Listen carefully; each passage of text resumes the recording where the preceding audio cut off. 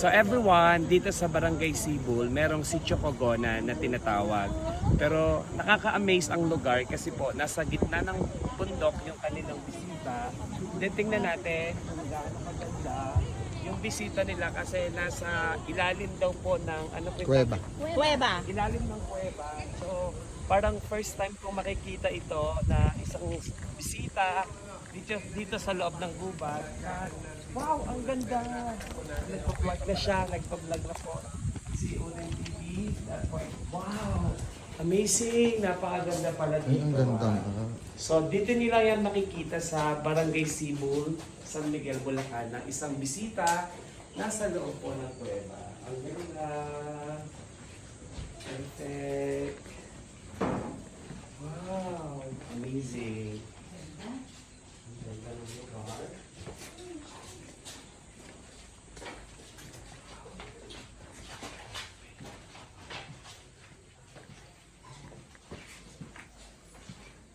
Ang ganda, no?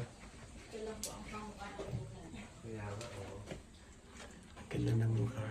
Nakita niyo yung lugar dito nasa ilalim ng kuweba yung bisita nila. So nandito kami sa bisita ng Cogonan. So, Kapudeng, nakaka-amaze po pala yung lugar dito pero talagang first time namin nakarating dito. Di ba Palangga? Oo, ganda. Anong masasabi mo dito sa lugar na to? Ang ganda niya, mga palangga. So, meron tayong lesson dito. Alam niyo bakit yung grotto, bakit siya tinawag siya na grotto?